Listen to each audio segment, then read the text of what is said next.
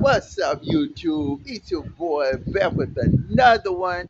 Guys, in today's video, we're going to talk about two organizations which I think are solely responsible for the demise, for the decline, and for the pain and suffering of all African countries on the continent. Guys, this is going to be a big one. Let me know what you think about this topic in the comment section below. Don't forget to like, comment, share, and subscribe to the channel. You know we're family, right? Holla.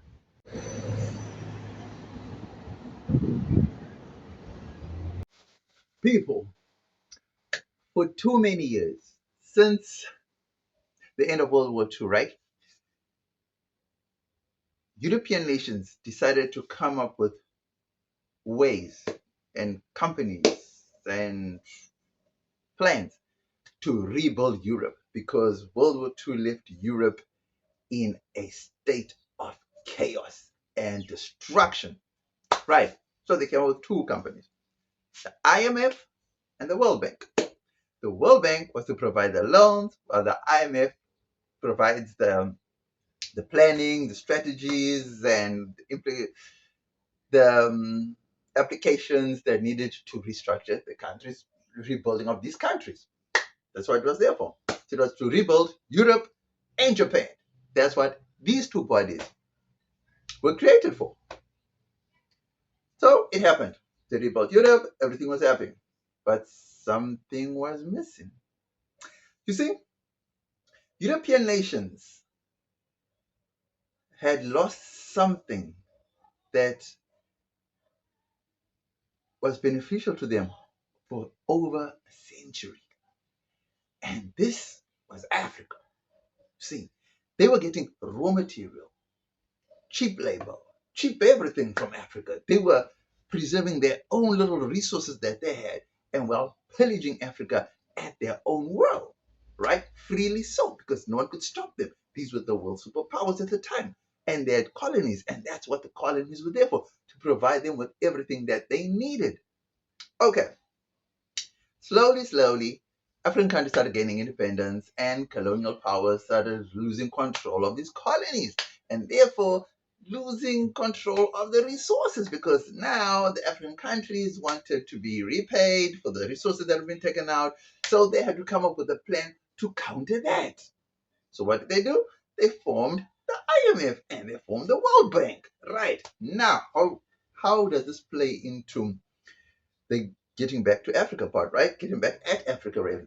So they decided, since we cannot recolonize you, this is what we're going to do. Well, since we cannot recolonize you politically and militarily, we're going to recolonize you financially, right? So everybody knows.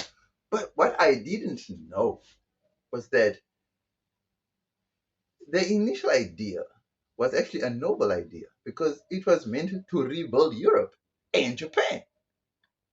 You see, then it takes a sinister turn or a dark turn when they change focus to Africa. So one would think that the same ideas and principles would be applied to Africa, right? They're going to help rebuild Africa.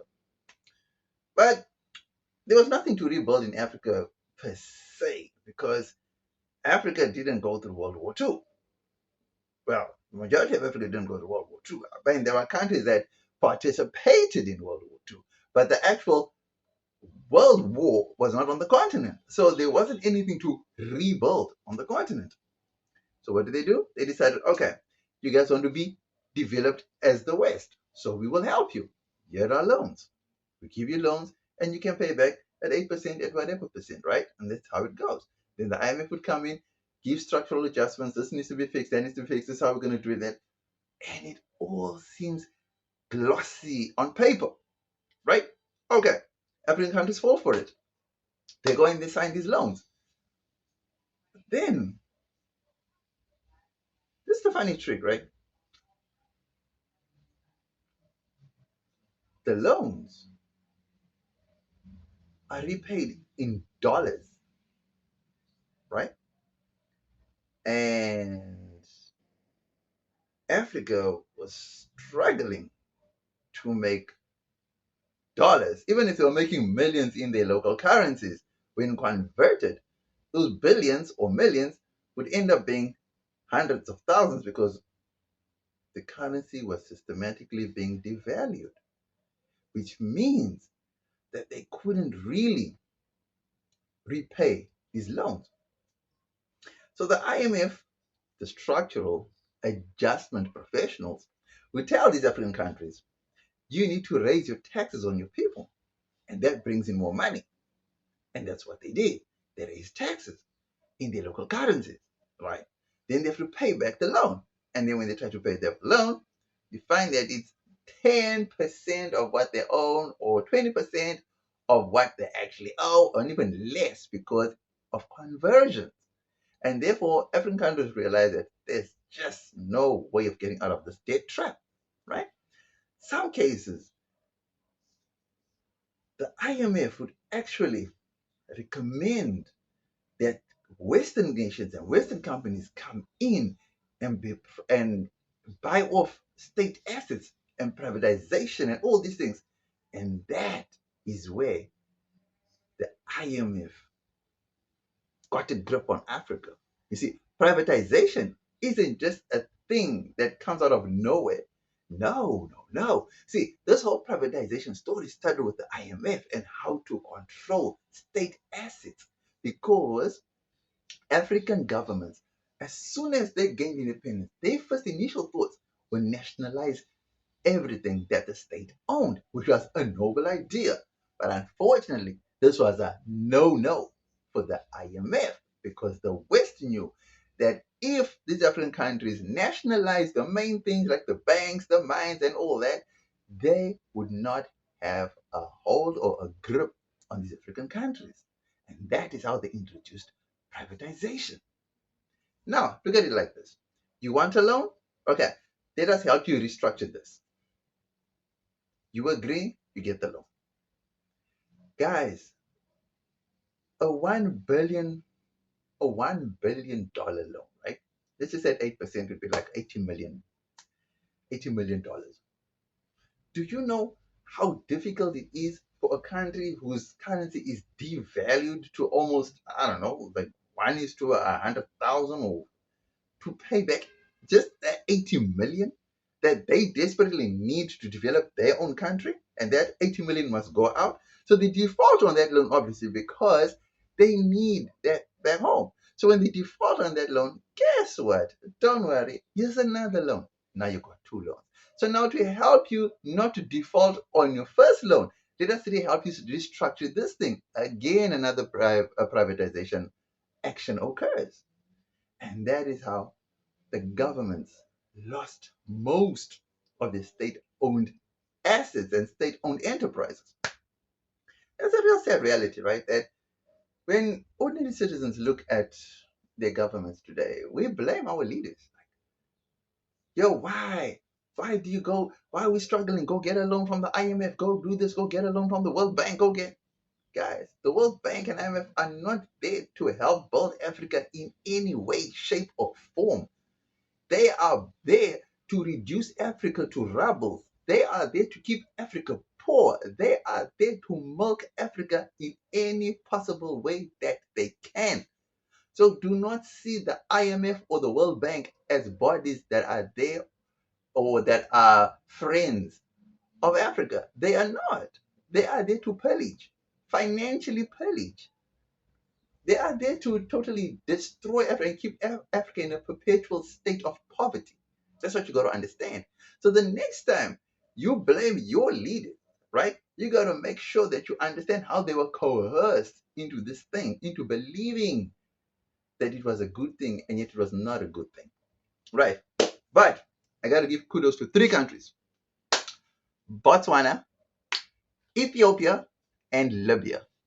The only three countries on the continent who never took a loan from the World Bank and who never needed any assistance with infrastructural adjustment from the IMF.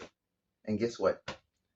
For some God-forsaken reason, those three countries are demonized in Western media for not allowing their governments or their people to have access to world loans. Guys, this is huge. Imagine if Africa was debt free. I think, if I'm not mistaken, Mali has now become the first country in Africa to be debt free. I think I need to be correct. I think it's Mali. I think Mali is the first country in Africa now to be debt free. I need to double check that. I need to double check that. But yeah, this year, I think it's Mali. Mali became the first country to be debt free. Do you know how that feels, guys? It's like being held down with your credit card. Oh, and you're living off your credit card, and all of a sudden you pay off all your debts. It's like a huge burden taken off your shoulders. And that's how it must feel for countries that are no longer tied to certain organizations through debt. Man, that's a big win for Africa right there. That's a big win for Africa. And kudos to those two countries that I mentioned: Botswana, Ethiopia, and Libya. Man, kudos. And what I still grapple with, really, to be honest, guys, is like countries like Angola and Nigeria, for them to be producing those amounts of oil per day, generating those amounts of billions, and still having to go to the World Bank for loans, and yet you got oil as a commodity.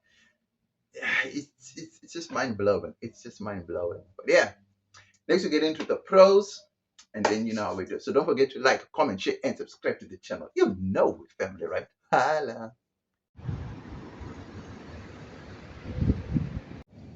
Pros of the World Bank, taking loans from the World Bank. Guys, number one, there's no pros to taking loans from the World Bank because they tie you down to loans that you cannot repay, and the interest rates are beyond belief. Guys, two, taking loans from the World Bank means you are a debt slave. You become a slave of the debt that you take, and they tie you down for long periods of time. So any country that's looking for money should stay away from the World Bank and rather borrow from other countries. That's the only other way to go because the World Bank is not there to help African countries at all. Number three, the pros of not working with the World Bank, bro.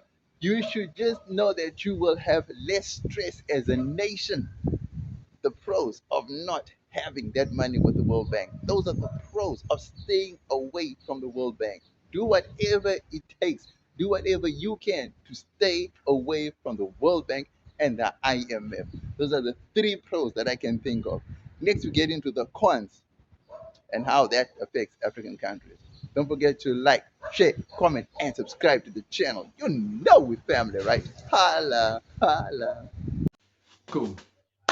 Guys, a con of not being associated with the World Bank is that in times when your country needs cash desperately, most governments act out of desperation because you are desperate. And the first port of call will always be the World Bank, right? Another con is that most governments do not want to see their people suffering.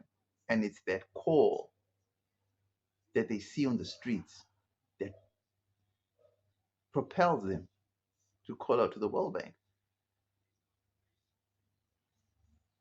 And that's sad. It's really sad. Much needed cash that could be generated from resources. Because it doesn't make sense that countries that are well endowed with resources still seek out financial assistance. I mean, you could just be selling off your resource, can't you? But for some reason, the system is not set up that way. It's mind blowing that oil rich countries cannot sustain their economies. I mean, if you look at Venezuela, for example, I think it's Venezuela, but there's some country in South America that's rich in oil. I think it's like the most, got the most oil deposits in the world, like in South America, and even that economy is struggling. I think it's Venezuela. Venezuela has oil deposits that, but if you look at Venezuela, it's just not making it. How is that possible? You look at South Africa, they've got gold, they're diamonds, and the economy is struggling. Angola, Nigeria, just not happening. DRC, the Democratic Republic, the richest country in the world, all the deposits in the world. but the systems that are put in place just make them difficult for them to operate in the economies. And it's the systems that are put in place that prevent them from prevailing. And that's a real sad reality. So, guys, it's said that these two bodies were set up for good, noble causes in the West, but then are used to destroy and to impoverish Africa. But I don't know if they do the same in Asia. I would think the same because most of Asia and most of South America is almost in the same boat as Africa. And I can only imagine, I can only assume that those two bodies are active in those other continents too. So I don't think they're there to help develop South America or Asia. I really don't think so. So it's just sad reality that the IMF and the World Bank are solely responsible for the destruction and the impoverishment of Africa. I mean, how evil and how cruel can people be?